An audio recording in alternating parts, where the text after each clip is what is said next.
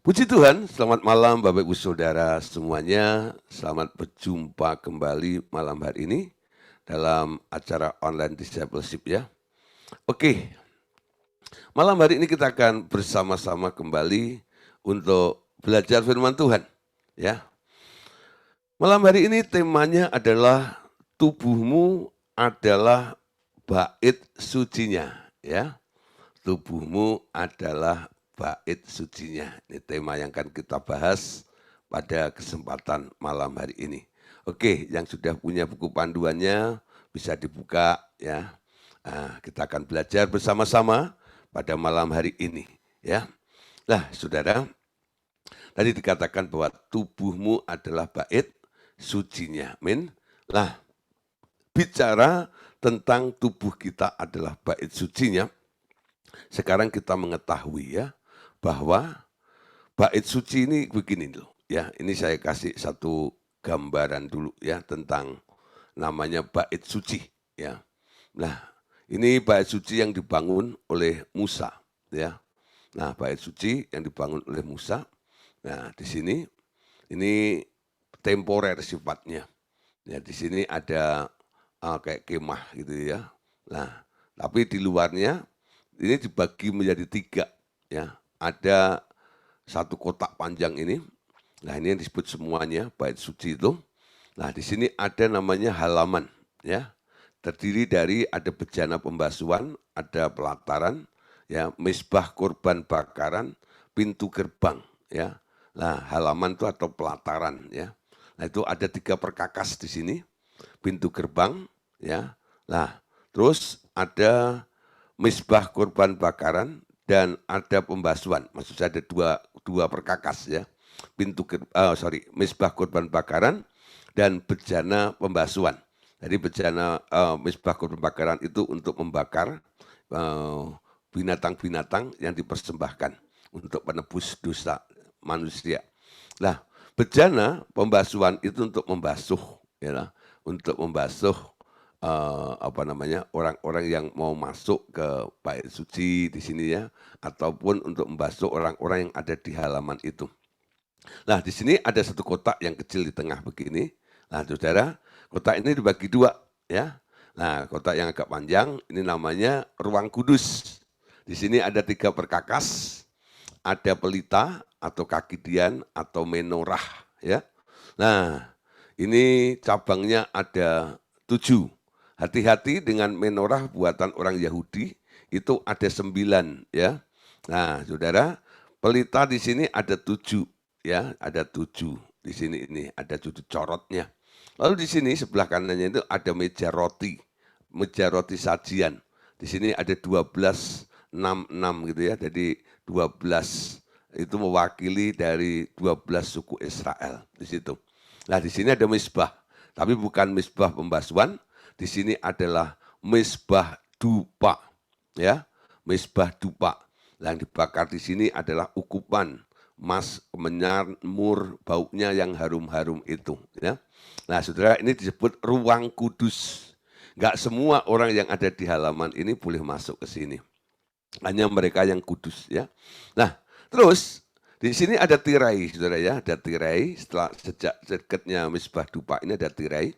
Nah, di dalam tirai ini, kotak kecil ini yang persegi ini disebut sebagai ruang maha suci atau ruang maha kudus. Nah, di sini ada tabut perjanjian ya, ada tabut perjanjian. Nah, Bapak Saudara, inilah kira-kira yang ada di dalam bait suci itu.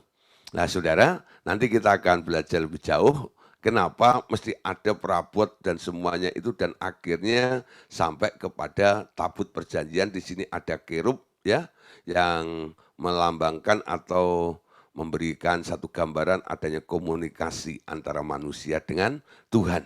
Nah, jadi boleh disimpulkan segala hal yang kita pelajari dari Alkitab tentang bait suci di Yerusalem, ya seperti yang saya berikan gambaran tadi itu adalah gambaran yang menjadi kenyataan di dalam tubuh kita yang telah dibeli dengan darah anak domba Allah sekarang. Ya, nah saudara, jadi memahami tentang bait suci ini, nanti kita akan mengerti. Karena Tuhan mau menjadikan kita, tubuh kita itu menjadi bait sucinya, ya, bait sucinya. Lah, tingkatannya ada di mana? Apakah bait suci tubuh Anda itu levelnya masih halaman atau ruang kudus atau sudah ruang maha kudus? Sejak kapan manusia ini atau kita ini dijadikan oleh Allah menjadi bait sucinya? Ternyata sejak seseorang dilahirkan baru, ya, sejak ia menerima Tuhan Yesus sebagai Tuhannya, Roh Tuhan Yesus diberikan kepada orang itu masuk ke dalam hatinya, ya. Nah, jadi ketika kita mengundang Tuhan Yesus masuk dalam hati, ketika kita mendengar ketukan, ya, suara daripada Tuhan Yesus mengetuk pintu hati kita. Lalu kita buka hati kita menurut Wahyu 3 ayat yang ke-20 itu. Nah, lalu Yesus diundang masuk ke dalam hati kita.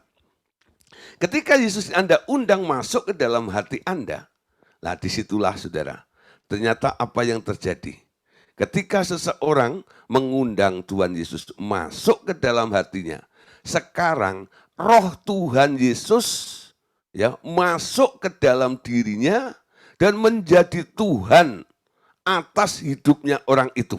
Ya, nah, jadi orang yang mengundang Tuhan Yesus itu sekarang menerima ya Tuhan Yesus sebagai Tuhannya, dan Roh Tuhan Yesus itu diberikan kepada orang itu masuk di dalam hatinya.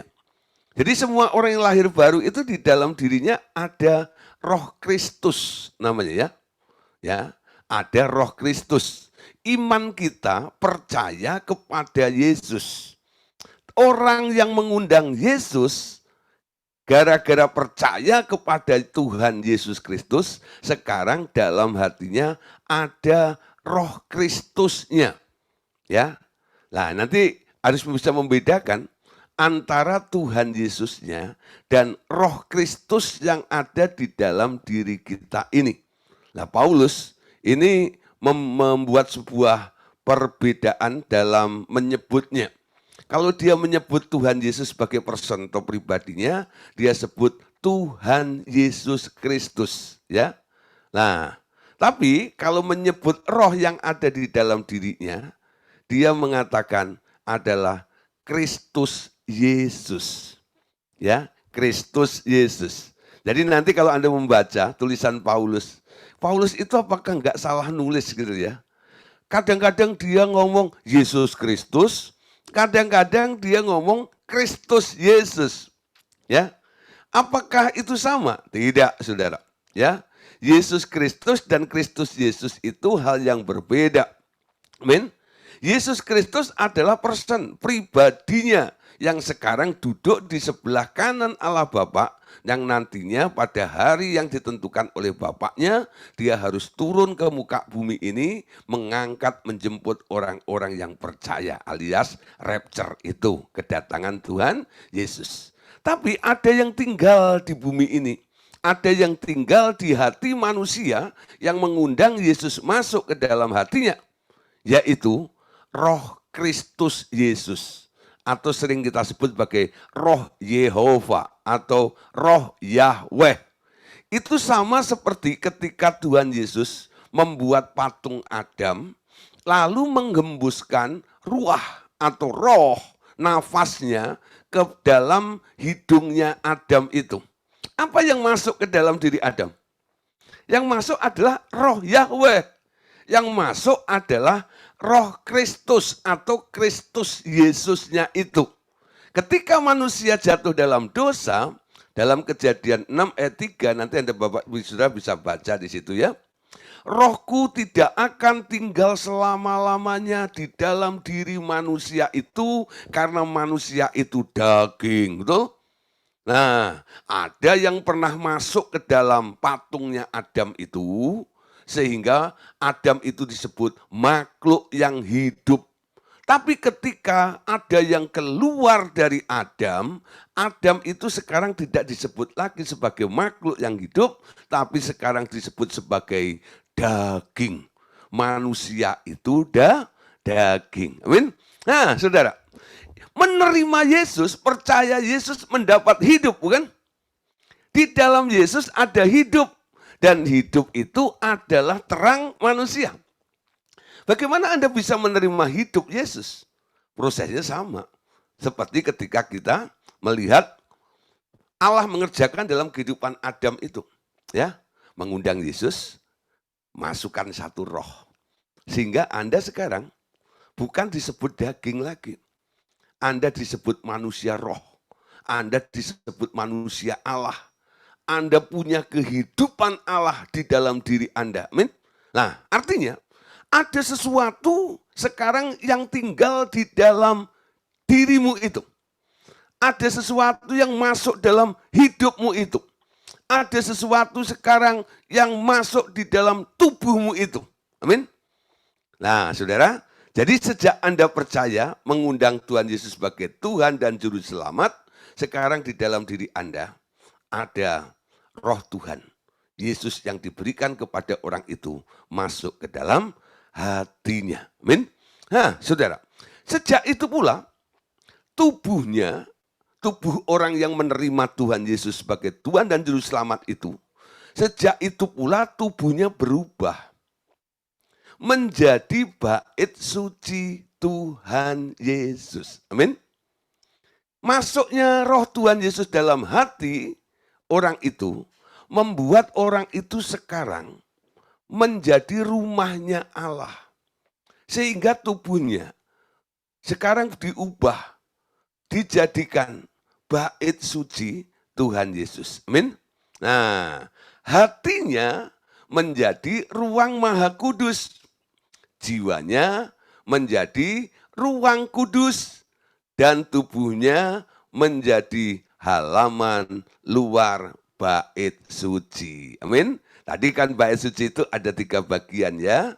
Ada halaman, ada ruang kudus, dan ada ruang maha kudus. Manusia itu kan terdiri dari 3 bagian ya. Yaitu roh, jiwa, dan tubuh. Nah, tubuhnya itu gambaran halaman. Lalu kedua, jiwanya itu ruang kudus. Hatinya ya, itu adalah ruang maha kudus. Jadi saudara, segala sesuatu yang Anda lakukan, kalau itu level tingkatannya hanya sampai kepada tubuh dagingmu, itu artinya pelayanan Anda sama seperti ketika orang-orang Israel yang melayani di ruang halaman itu loh. Di pelataran itu. Ya. Nah, biasanya di situ tuh hanya berkutat di daerah jatuh bangun di dalam dosa saja. Amin. Halaman itu isinya seperti itu. Orang salah, lalu bawa korban, lalu ditutup dosanya karena dia membawa korban untuk penebus salah seperti itu. Tiap tahun acaranya cuma begitu aja itu. Itu gambaran saudara, orang-orang yang masih ada di level daging itu seperti itu. Ya, dalam level tubuh daging itu selalu begitu. Ya. Jadi urusan dengan Tuhan itu hanya urusan pembenahan diri saja.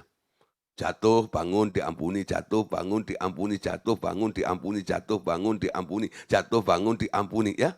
Nah, Tuhan nggak akan bosan ngampuni Anda. Allah itu setia dan adil, betul? Asal Anda mau mengaku, berapa lama pun, berapa banyak pun, dosamu akan diampuni. Ya, tapi Anda hanya ada di daerah situ itu. Itu namanya pelayanan pelataran, pelayanan halaman. Ada orang-orang Kristen yang levelnya ada di situ itu. Ya, jadi orientasinya dengan Allah, cara berpikirnya Allah itu Allah hanya untuk sebagai pribadi di mana dia nanti akan diampuni dosanya. Ya, setiap datang, oh Bapak yang Maha Sabar, ampuni dong dosa saya. Oh Bapak yang pemurah, tolong ampuni. Itu sekitar situ toh. Itu namanya orang Kristen halaman. Amin. Orang Kristen halaman. Nah saudara, kalau sudah mulai Allah itu diizinkan untuk menyentuh jiwa orang itu. Nah saudara, jiwa itu kan terdiri dari perasaan, kehendak, dan pikiran, bukan? Nah, disinilah saudara, ada pembaruan akal budi, ya, ada pergeseran perasaan, lalu ada satu tindakan mematikan kehendak kita, lalu mengikuti kehendak Tuhan. Nah itu sudah masuk di level jiwa. Itu artinya Anda sudah mulai ada di level ruang kudus, ya. Nah, ada satu lagi, ya, itu bagian hati atau roh manusia itu. Di mana pikiranmu sudah tidak lagi menjadi sebuah prioritas di dalam Anda mengiring Tuhan. Hanya satu, perkara hati itu adalah perkara relationship. Bagaimana saya bisa menyenangkan hatinya Tuhan. Amin.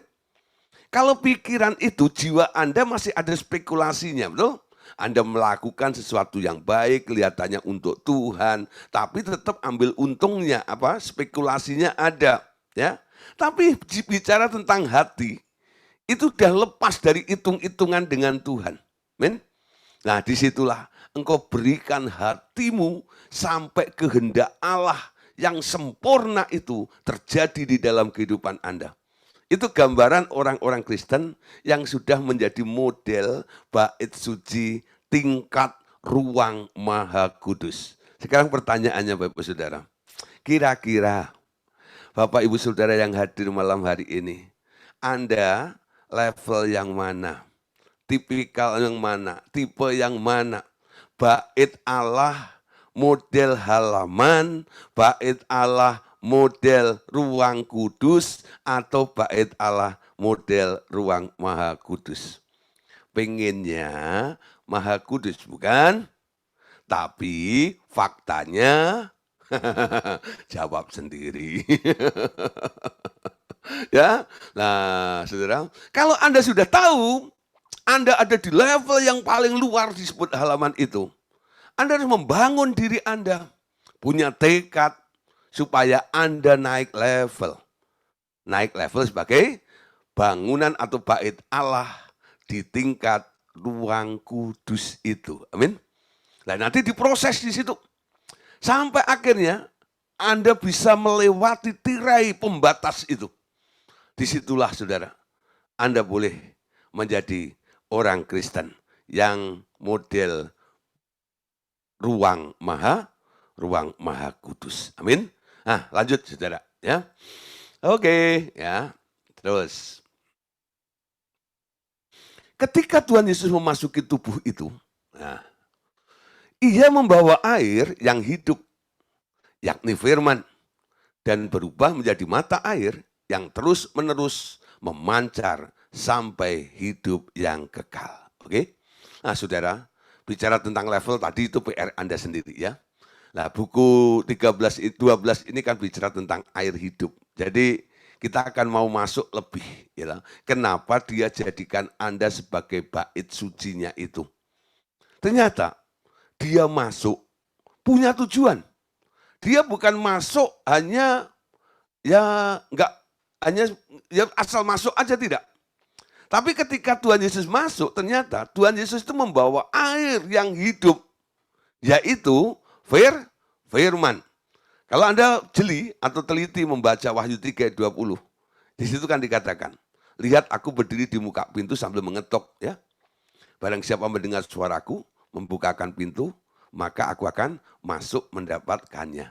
Dan aku akan makan bersama-sama dengan dia, dan dia bersama-sama dengan aku. Nah, makan apa kira-kira? Kalau Yesus masuk ke dalam hati Anda, kira-kira menunya apa yang dimakan bersama dengan Yesus itu? Ya, nah saudara, yang disajikan oleh Tuhan Yesus adalah firman. Ya, firman. Itu tandanya. Beberapa orang yang sudah mengalami kelahiran baru, mereka mulai bisa chatting, mulai bisa mendengar suara Tuhan. Kenapa? Ada satu pribadi yang selalu ngomong di dalam hidup Anda itu. Dia selalu mau bicara, dia mau selalu menyampaikan sesuatu kepada Anda.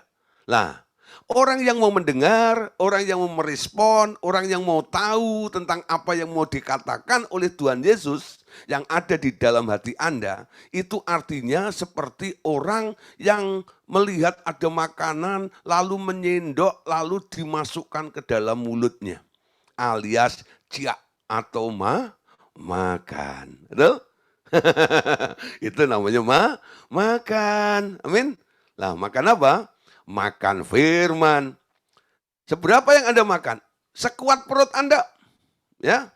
Nah, kalau Anda bisa makan 3 piring, ya silahkan. Ya. Nah, disitulah Tuhan tidak membatasi. Tergantung kelaparan rohani Anda dengan Tuhan. Ya. Barang siapa haus, maka aku akan kenyangkan. Tingkat kehausan Anda, seberapa dalam Anda haus, Anda lapar dengan Tuhan. Itu yang akan Anda dapatkan ketika Tuhan mengajak makan bersama-sama dengan Anda. Amin. Oke saudara, untuk mendasari apa yang kita jelaskan pada malam hari ini, kita baca beberapa ayat ya. 1 Korintus 3 ayat 16 sampai ayat yang ke-17. Yuk kita baca sama-sama ayat ini. 1 Korintus 3 ayat 16 sampai ayat yang ke-17.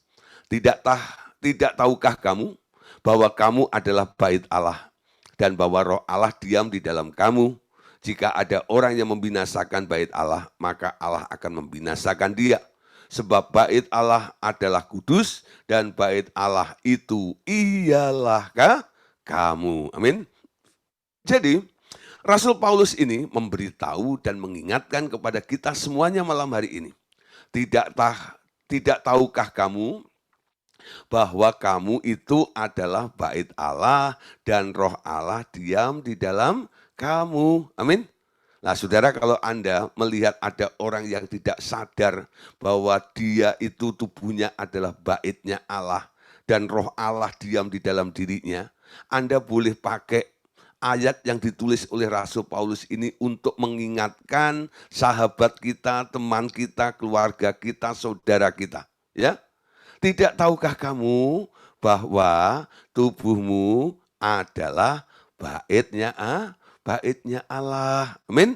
Nah, saudara, ini boleh untuk memperingatkan mereka. Ya, ayat 6, 1 Korintus 6 ayat 19. Ini juga hampir sama. 1 Korintus pasal 6 ayat yang 19. Atau tidak tahukah kamu bahwa tubuhmu adalah bait Roh Kudus yang diam di dalam kamu, Roh Kudus yang kamu peroleh dari Allah, dan bahwa kamu bukan milik kamu sendiri. Amin. Nah saudara, dua ayat ini sebenarnya saling berkaitan. Yang pertama, Paulus memberitahu kepada kita atau mengingatkan kepada kita supaya kita sadar, kita tahu, ya ngerti bahwa hidup kita ini, tubuh kita ini adalah baitnya Allah. Dia menekankan kembali dalam ayat yang ke-6, pasal 6 ayat 19 itu. Dia berkata lagi, atau tidak tahukah kamu bahwa tubuhmu adalah bait Roh Kudus yang diam di dalam kamu? Ya. Nah, ditambahin sama Paulus di sini untuk penjelasannya.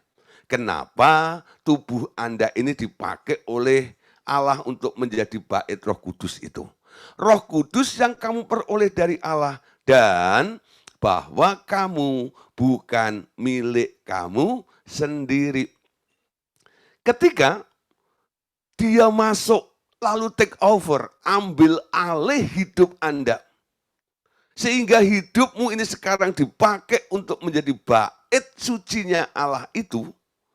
Paulus memberitahu juga, memperingatkan kepada kita.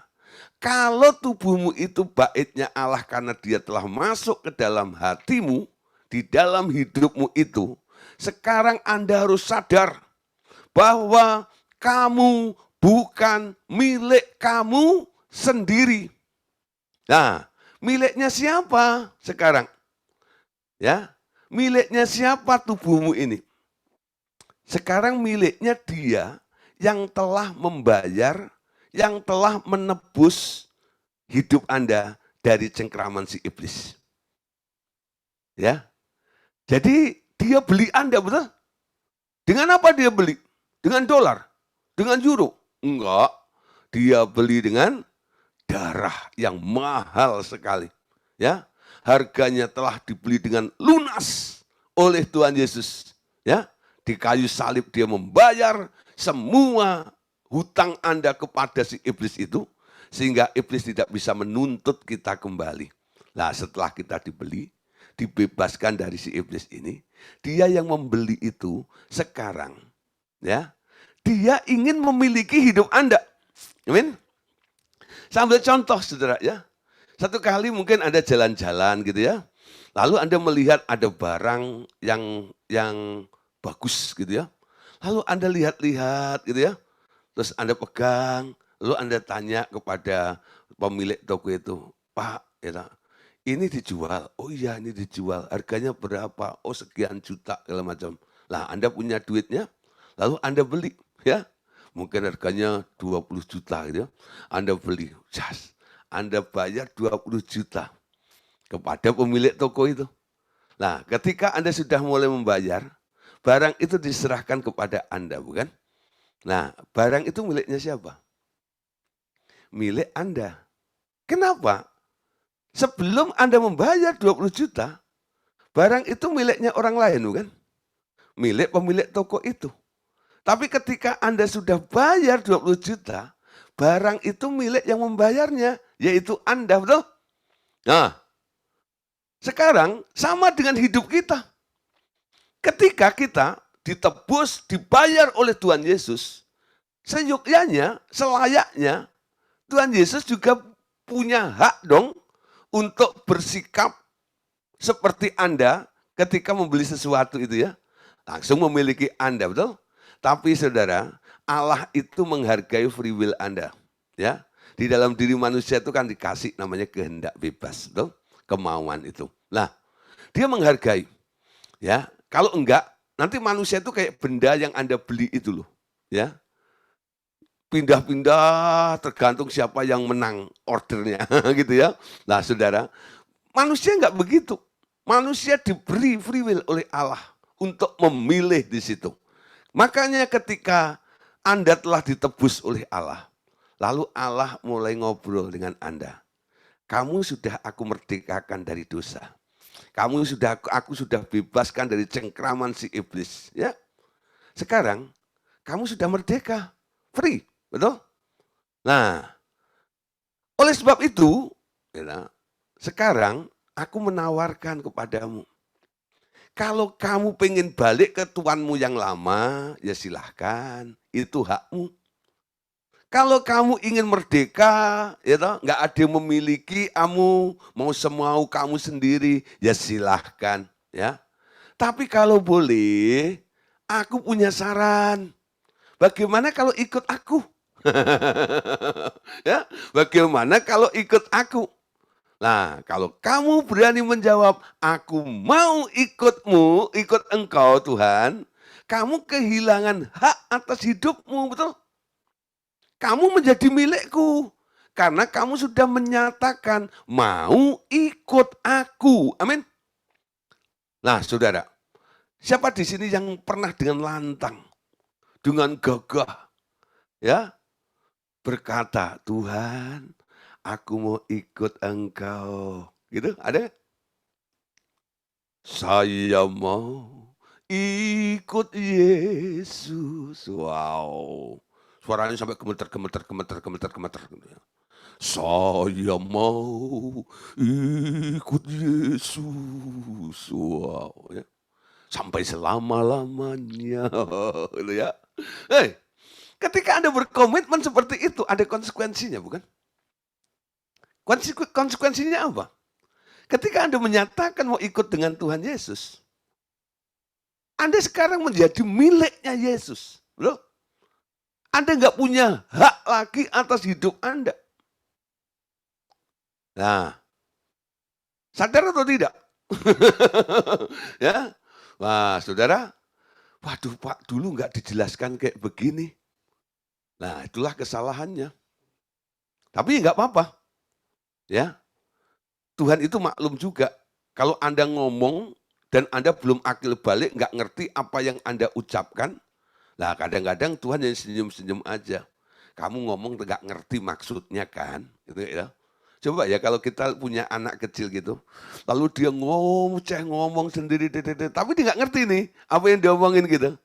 Itu omongan kan Anda anggap angin lalu aja ya. Nah, Allah sama juga, saudara.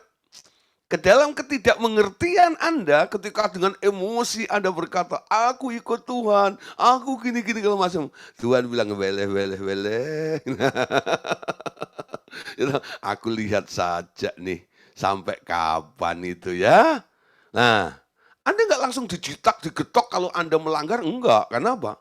Ketika Anda berkomitmen dalam ketidakmengertian itu dipandang oleh Allah sebagai sesuatu yang kurang serius saja. Loh? Tapi kalau Anda malam hari ini sudah dijelaskan sejelas-jelasnya seperti ini, lalu Anda mulai memperbaharui komitmen Anda dengan Tuhan, ya, mengikut Tuhan, tahu konsekuensinya, kehilangan hak hidup Anda. Nah, di sini nih, sampai satu kali Anda ingkar, ada konsekuensinya. Ya, kenapa? Anda mengatakannya dengan pengertian. Anda tahu, ketika saya mau ikut Tuhan Yesus, saya kehilangan hak hidup Anda. Saya. Tuh. Yang berani, yang sudah siap, setelah pengajaran malam hari ini, ya, datang sendiri dengan Tuhan. Perbaharui komitmen Anda dengan Tuhan. Ya, perbaharui komitmen Anda dengan Tuhan. Betul-betul. Kalau Anda jalankan dan Anda benar-benar melakukannya dengan kesadaran itu, Allah akan beroperasi di dalam kehidupan Anda. Hidupmu akan mengalami perubahan yang luar biasa. Kenapa? Di tangan Allah itu ada rencana yang sangat indah, betul? Di tangan Allah itu hidupmu ada sesuatu masa depan yang luar biasa. Kenapa? Karena semua kehendak keinginan Allah, Dia ingin semuanya itu akan terjadi melalui hidup Anda itu. Sehingga dunia bisa melihat apa yang sedang Allah ingin kerjakan, apa yang Allah ingin nyatakan melalui kehidupan kita. Amin. Nah, pikirkan ya, baik-baik. Jangan emosi. Ya, tunggu 1, 2 hari, 3 hari merenung dulu ya. Boleh nggak ini? Ya, Tuhan Yesus memberikan satu pesan ya bagi orang-orang yang mau mengambil komitmen ikut Tuhan. Kalau mau ikut aku, ya, pikir dulu ya. Jangan seperti orang yang membangun menara, ya, tapi nggak sanggup untuk menyelesaikannya. Modalnya kurang, men. Nah, duduk hitung anggarannya. Ya, duduk hitung anggarannya. Jangan sampai ya, orang melihat atau mendengar pernyataan Anda yang berapi-api itu, tapi nggak terjadi di dalam kehidupan Anda. Kenapa? Kurang modal. Dananya kurang. Amin? Nah, hitung anggarannya. Ya, lalu bikin kalkulasi ya. Beberapa orang saya bimbing, bagaimana Pak mengambil komitmen supaya punya tanggung jawab dengan Tuhan itu. Ambil sebuah kertas, ya, selembar kertas, ya, garis belah 2, ya. Lalu, ya, tulis di atasnya, ikut Yesus. Kolom yang pertama, untungnya apa? Kolom yang kedua, ruginya apa? Ya, nanti Anda mulai cari tahu. Ikut Yesus untungnya apa ya? Tulis di kolom yang kiri itu. Terus. Lalu ikut Yesus, apa ruginya? Tulis di kolom yang kanan itu. Ya, ayo. Dalam 1 minggu ini, saya harap Bapak Ibu Saudara coba bikin tabel itu. Judulnya ikut Yesus. Ya, lalu untung ruginya. Lah Anda nanti lihat. Jadi waktu Anda menyatakan komitmen Anda dengan Tuhan, Anda tahu ketika aku berkomitmen ikut Tuhan, untungnya apa, ruginya apa. Betul? Nah, punya tanggung jawab dengan Tuhan. Dia mau pakai hidup Anda. Makanya dia tebus Anda. Dijadikan bait sucinya itu. Dan dia mau ambil alih hidup Anda itu. Untuk kepentingan dia. Amin. Untuk kepentingan dia. Amin. Nah, saudara, Paulus juga menganjurkan ya di sini untuk mempersembahkan tubuh ini. Ya. Ini bukan satu keharusan tentang mempersembahkan tubuh itu. Tapi sudah sepantasnya sebenarnya sejak saat itu juga orang-orang ini mempersembahkan tubuhnya sebagai korban yang hidup baginya untuk dipakai sesuai dengan rencananya sendiri. Yaitu rencananya Allah. Amin. Nah, kenapa saudara?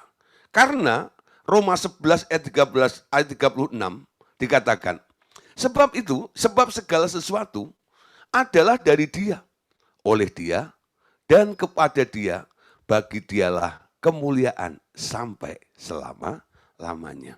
Perhatikan di sini, saudara ya. Segala sesuatu adalah dari Dia. Amin. Oleh Dia, kepada Dia, bagi Dia, kemuliaan sampai selama-lamanya. Pakemnya begitu. Dari Dia, oleh Dia, kepada Dia, bagi Dia, kemuliaan sampai selama-lamanya. Itu si aku itu enggak ada di situ. Saya itu enggak ada di situ, betul? Dia, betul ya? Bagi Dia, dari Dia, oleh Dia, kepada Dia, untuk Dia juga nih. Bagi Dia kemuliaan itu, betul? Sayanya di mana? Enggak ada, saudara. Saya itu di mana? Ketika Anda ikut Tuhan Yesus, si aku itu sudah ikut digantung bersama dengan Yesus di kayu salib. Betul? Waktu Anda ikut Yesus, Anda akan berkata, ku telah mati dan tinggalkan ya cara hidupku yang lama. Semuanya sia-sia. Nah, si B, sia-sia. Lah. Anda bisa menghina, betul? Dengan Anda mengatakan semuanya sia-sia itu, Anda menghina apa yang pernah Anda kejar sebelumnya. Betul? Anda mulai ikut prinsipnya Paulus. Sejak aku menemukan Kristus, semua apa yang dulu aku anggap untung, itu adalah kesia-siaan belaka. Sehingga Anda bisa berkata begitu, ku telah mati dan tinggalkan cara hidupku yang lama, semuanya itu adalah sia-sia saja. Ya. Nah, artinya si aku itu enggak dipentingkan lagi. Si aku itu enggak ada lagi. Si aku itu enggak boleh muncul lagi dari situ. Nah, bagaimana supaya si aku itu enggak muncul-muncul lagi? Di sini Paulus memberikan nasihat kepada kita semuanya. Baca dalam Roma pasal 12 ayat 1 sampai ayat yang kedua. Roma 12 ayat 1 sampai ayat yang kedua. Karena itu saudara-saudara, oleh kemurahan Allah, aku menasihatkan kamu supaya kamu mempersembahkan tubuhmu sebagai persembahan yang kudus dan yang berkenan kepada Allah. Itulah ibadahmu yang sejati. Janganlah kamu menjadi serupa dengan dunia ini, tetapi berubahlah oleh pembaruan budimu, sehingga kamu dapat membedakan mana kehendak Allah, apa yang baik, yang berkenan kepadanya, dan yang sempurna. Amin. Ayat ini diawali dengan kalimat, karena itu saudara-saudara, oleh kemurahan Allah aku menasihatkan kamu. Bentuknya bukan paksaan. Bentuknya bukan ancaman. Betul? Tapi bentuknya nasihat. Ya, bentuknya nasihat. Oleh kemurahan Allah, aku menasihatkan kamu. Apa nasihatnya? Dan kenapa Paulus menasihatkan kepada kita semuanya? kepada murid-muridnya, kepada jemaat yang dilayaninya. Karena dia sudah mengalami. Ya. Dia tahu apa yang dinasihatkan kepada kita hari ini itu ada maknanya. Ada faedahnya. Betul? Anda lihat, Paulus itu kemajuan rohaninya luar biasa pesat, betul? Walaupun Paulus itu disebut, ya, dia tidak termasuk daripada 12 murid, tapi Paulus itu disebut murid prematur katanya, ya. Murid prematur gitu ya. Tapi Anda lihat, dia bisa melampaui murid-murid Tuhan Yesus ya dalam pertumbuhan rohaninya. Kenapa? Murid yang lahir belakangan itu bisa secepat begitu tumbuh dalam mengikut Tuhan itu. Kenapa? Petrus nggak pernah berkata, ikutlah teladanku karena aku mengikuti teladan Kristus. Ya, Andreas nggak pernah ngomong begitu. Markus nggak pernah ngomong begitu. Tapi Paulus ngomong, ikutlah teladanku karena aku mengikuti teladan Kristus. Petrus nggak pernah berkata, aku mencapai garis akhir. Enggak. Itu kalimat diucapkan oleh Paulus, betul? Aku telah mencapai garis akhir dan telah mencucurkan darah, betul? Nah, jadi banyak bukti pertumbuhan daripada Paulus itu loh. Karena dia bertumbuh, dia mengalami kemajuan rohani, mengikut Tuhan, mengenal Tuhan, merasakan Tuhan di dalam hidupnya. Apa yang dia alami itu, dia mau share, dia mau bagikan kepada Bapak Ibu Saudara dalam bentuk nasihat. Amin. Demi kemurahan Allah, makanya dibilang, aku menasihatkan kamu supaya kamu mempersembahkan tubuhmu sebagai persembahan yang kudus yang berkenan kepada Allah. Itulah ibadahmu yang sejati. Saudara, ketika saya merenungkan nasihat daripada Paulus ini, saya akhirnya nangkepnya begini. Kenapa Paulus mengharapkan semua orang percaya itu kalau boleh mempersembahkan hidupnya kepada Tuhan atau tubuhnya kepada Tuhan. Saudara, sesuatu yang dipersembahkan itu akan lebih gampang untuk dikendalikan oleh orang yang menerima persembahan itu, betul? Nah, tapi kalau hidupmu nggak pernah dipersembahkan kepada Tuhan, hidupmu masih menjadi milikmu sendiri. Hidup yang dipersembahkan artinya Anda memutuskan hari ini hidupku bukannya milikku lagi. Ngerti saudara? Kalau Anda berani menyanyi, Bapa, ku persembahkan tubuhku. Ya, artinya tubuh Anda yang sudah dipersembahkan kepada Bapa, sekarang bukan tubuhmu lagi. Amin. Mata ini matanya Tuhan. Hidung ini hidungnya Tuhan. Ya, baik yang mancung maupun yang pesek. Ya, sama aja. Ya. Mulut ini mulutnya Tuhan. Telinga ini telinganya Tuhan. Kaki ini kakinya Tuhan. Tangan ini tangannya Tuhan. Nah, kalau Anda mau menggerakkan tangan, Anda mau melangkah menuju ke tempat sesuatu, Anda nanya sama yang punya kaki enggak? Nah, kalau Anda mau menggunakan matamu, tanya sama yang punya mata enggak? Ini bukan matamu loh, ini matanya Tuhan. Amin. Nanti doamu akan berubah.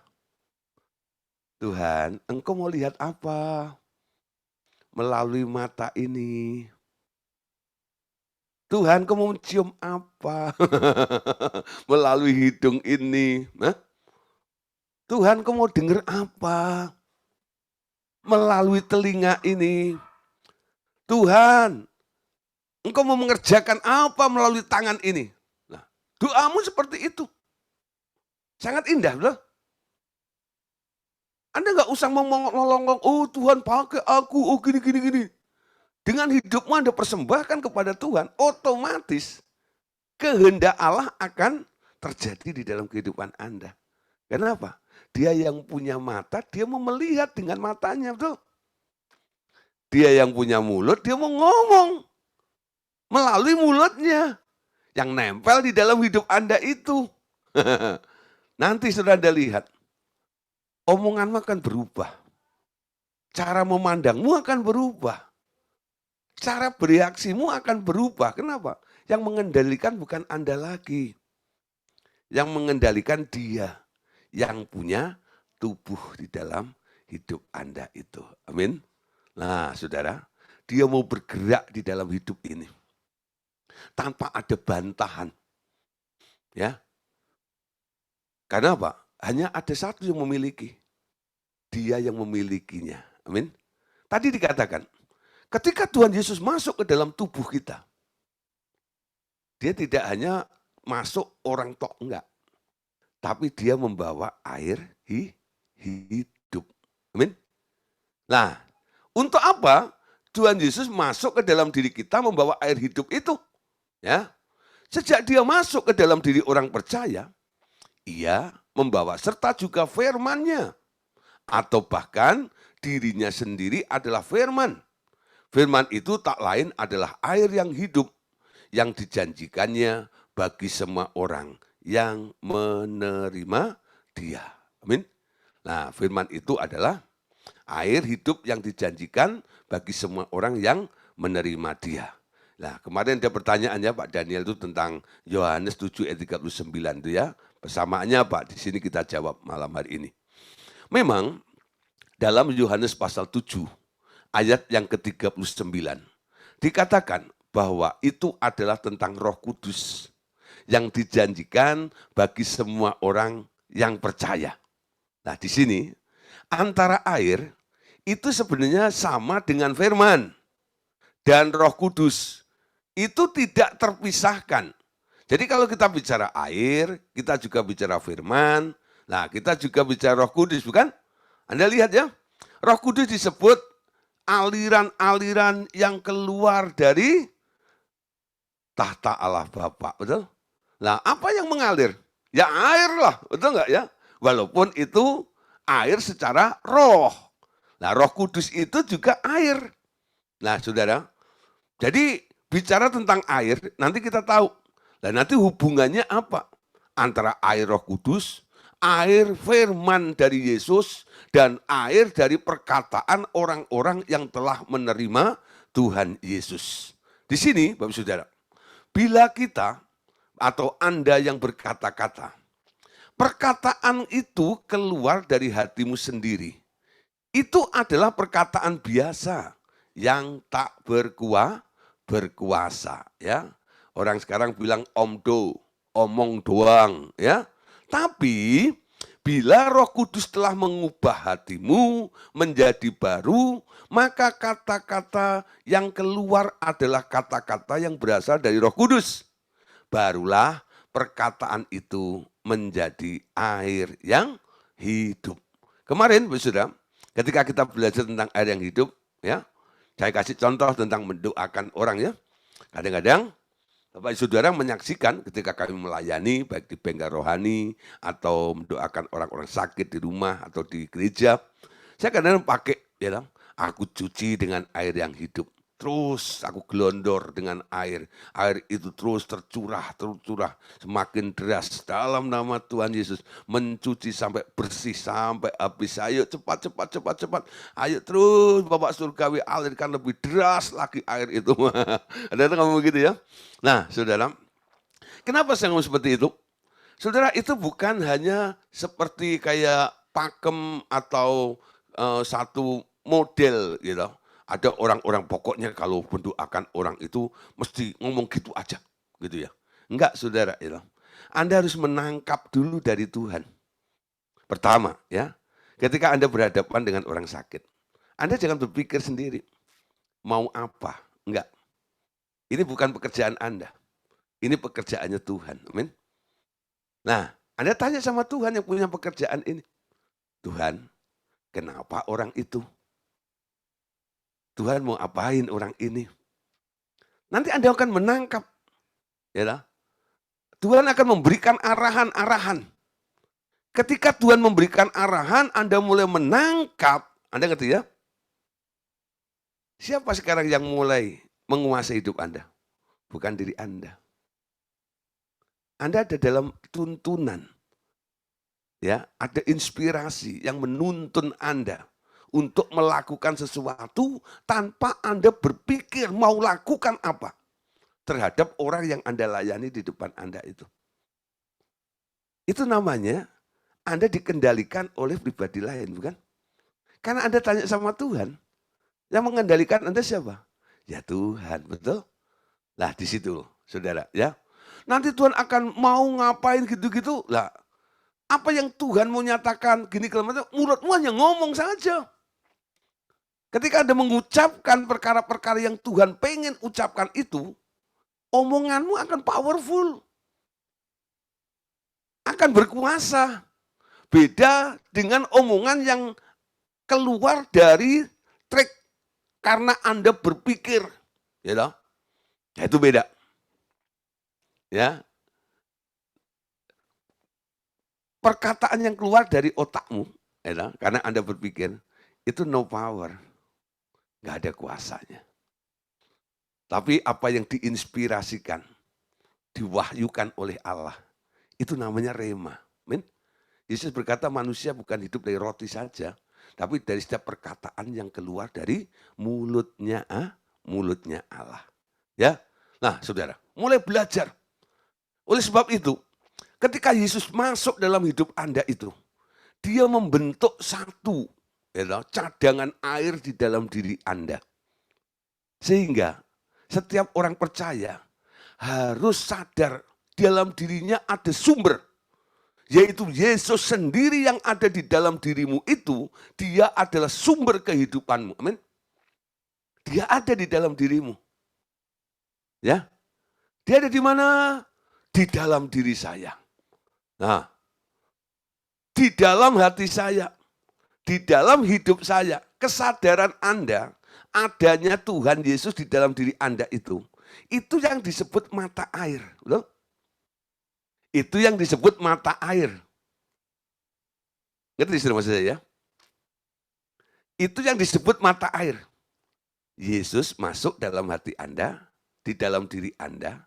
Sekarang di dalam diri orang itu ada mata air. Kenapa langsung ada mata air? Karena ada Yesus. Ya. Karena ada Yesus itu. Nah, Yesus yang masuk dalam diri Anda itu harus diaktifkan. Diperbesar kapasitasnya. Amin. Nah, Yesus terlebih besar. Amin. Yesus terlebih besar di dalamku. Di dalamku. Lebih besar dari apa? Lebih besar dari apa? Banyak orang selalu menjawab, lebih besar dari utangku Pak, mengutangnya besar. Lebih besar dari penyakitku Pak, lebih besar dari masalahku Pak. Betul, tapi ada yang lebih benar lagi. Lebih besar dari kemauanmu. Men. Lebih besar dari hidupmu. Itu yang jauh lebih bagus. Memang dia lebih besar dari persoalanmu, betul. Men. Tapi ada satu lagi yang harus dimengerti.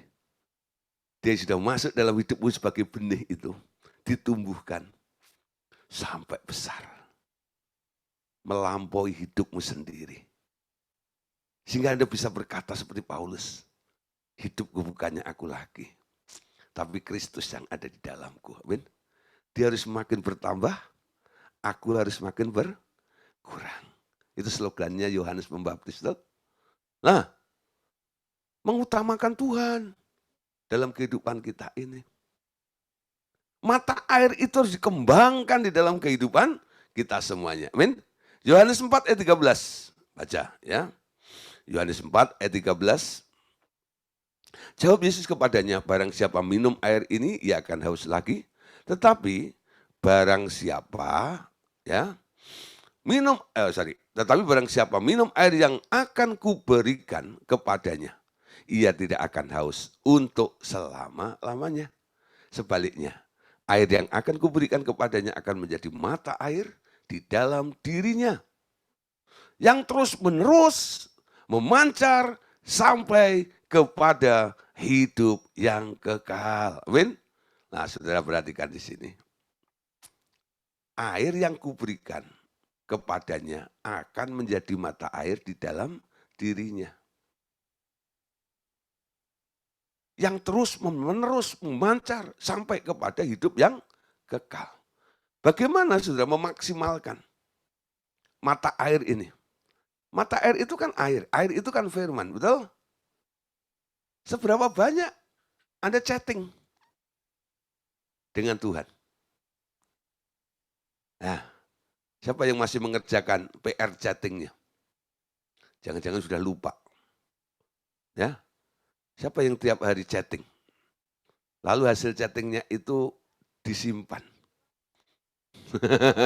Ya, saya pernah mengajar di daerah.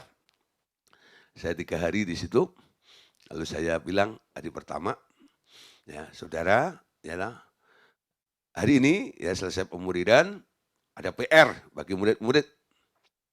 Ya, malam atau besok pagi chatting ya. Nanti ya besok malam ya silahkan kumpulkan atau lusa boleh. Ya kebetulan 2 hari. Lalu hari kedua saya tanya, siapa yang sudah ya chatting gitu ya, angkat tangan sih semuanya gitu ya. Lalu saya bilang, kemarin kan janji ya, chattingnya ditulis ya, dicatat nih. Yuk siapa yang sudah selesai, tolong kumpulkan. Hanya ada satu ibu, emak-emak lagi, gitu, yang ngumpulin. Yang lainnya enggak. Aduh, gitu, saya gitu ya. Ya, padahal ditongkrongin, gitu, dicek sama gurunya gitu ya. Itu aja nggak dilakukan. Benar. Apalagi kalau nggak dicek, sudah. Bagaimana? Ya, sebenarnya saya nggak butuh, gitu. Nggak mau lihat apa isi chatting Anda dengan Tuhan, itu urusan Anda dengan Tuhan, bukan? Tapi yang saya inginkan sebagai pengajar sebenarnya adalah, saya pengen lihat Bapak Ibu Saudara itu melakukan. Ini loh Pak, aku benar-benar chatting. Aku ngobrol dengan Tuhan. Aku dengar suara Tuhan. Aku nangkep inspirasinya Tuhan. Tuntunannya Tuhan itu seperti ini gitu lah. Itu loh. Ayo Bapak Saudara. Ya. Saya mengharapkan semua yang ikut online discipleship ini. Nanti dalam kesaksian ya. Baik di grup atau japri saya lupa, puji Tuhan. Setelah Bapak tekankan untuk chatting-chatting seperti ini. Saya lakukan. Sekarang saya mau pamer Pak. Gak apa-apa ngomong begitu ya. Ya, pamer Pak. Ya lah. Bapak boleh cek nih gitu ya. Nah, gak apa-apa. Ya. Nah, ini hanya untuk melihat kemajuan rohani Anda saja. Saya nggak bakal fotokopi lalu saya sebarin ke seluruh Indonesia juga enggak. Gitu. Ya, buat apa?